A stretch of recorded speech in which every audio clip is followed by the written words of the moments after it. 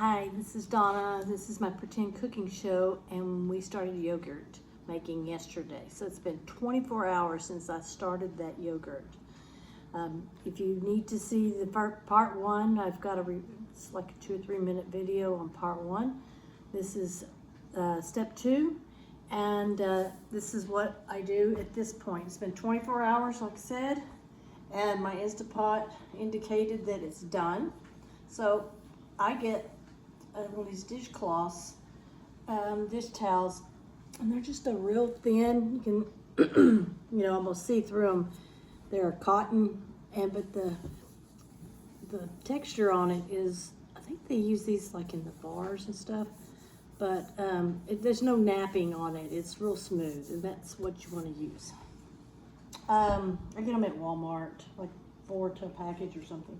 And then I have a big bowl here, and you need to have a nice big bowl for this 1 gallon amount that's going to eventually drain in here. So, and then I found a colander that I like. It's got nice big holes in the bottom, so it all drains very well.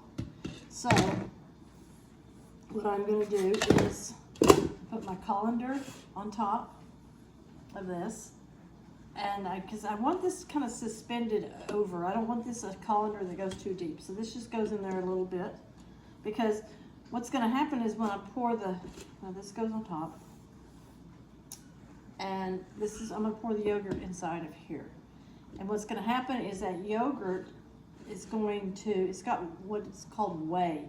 And the whey is the liquid part of the milk. So you hear about little Miss Muffet sitting on her tuffet eating her curds and whey. It's basically what this is. It's going to be curds. They're not actually going to be curds. It's going to be yogurt, but the thicker part of the milk is going to be the yogurt, and the thinner part is the whey. And it'll drain to the bottom of this bowl. That's why I want a nice deep bowl, so that it'll hold enough of this the whey, because there's quite a bit that's going to be produced. And there's a use for that whey, and there's several uses you can use it for. We can cover that later. So let's get on with this. So just opening my Instapot. I like that, and it smells like yogurt, which it should. Now, oh shoot, let me get a spatula.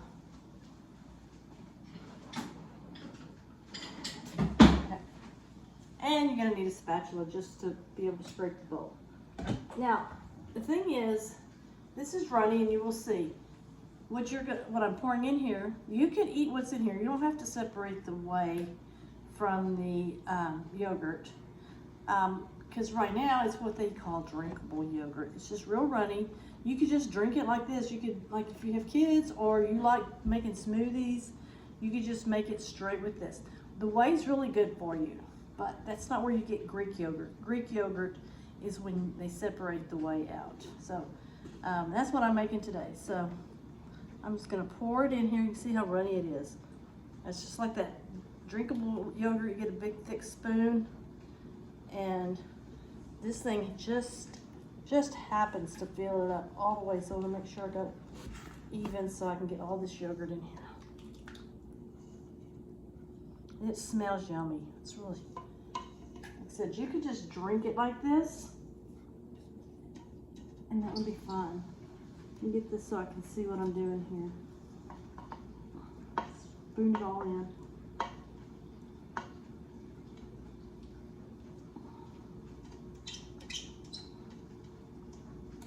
This is going to have that yogurt tang to it, because there's nothing in here except for the enzymes, the yogurt enzymes, which is just a natural part of it.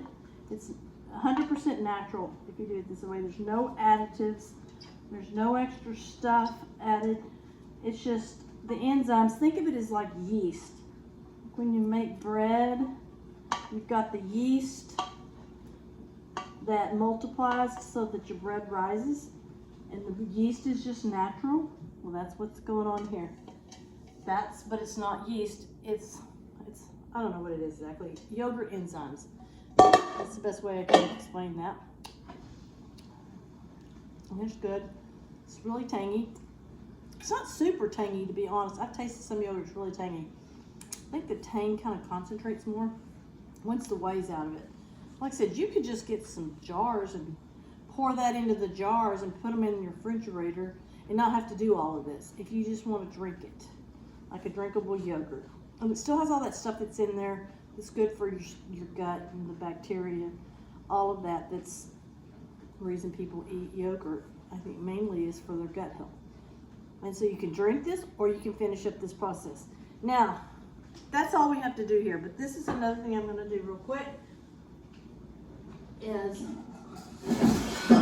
I want to put this in the fridge. Now, you don't have to put it in right away, but you don't want to leave it out all day. So I have this screen here that I like to stick it on top, and then that way I can fold this cloth over the top to kind of keep stuff from falling into the yogurt, and put it in my fridge. And so, you know, I always make sure I have plenty of room in my fridge because this is a big bowl. And then I don't know if I really showed you what it looks like on the inside here. Real quick, sorry about that. This is very amateur hour here. So here is the yogurt, what it looks like inside here. And it's just ready to go in the fridge now. So I'm gonna cover it up and I'm gonna pop it in the fridge. And then it takes about overnight. Overnight, it'll be ready to do the next step. Here it is, it's almost 8 o'clock in the evening. Tomorrow morning, at my leisure, I will go to the next step because there's no rush at this point. But yeah, it just takes a little bit of time. Each step is very simple, doesn't take long. You can fit it into any schedule of your day, just a few minutes. I've rambled on here and it's been about 7-minute long video. But yeah, just pop it in the fridge, and then it's quite heavy because that's a lot of milk.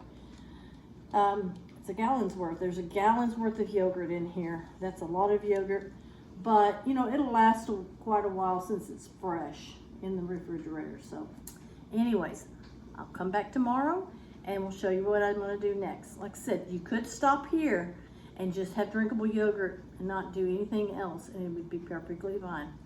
But I'll show you the rest of what I do tomorrow. See you then.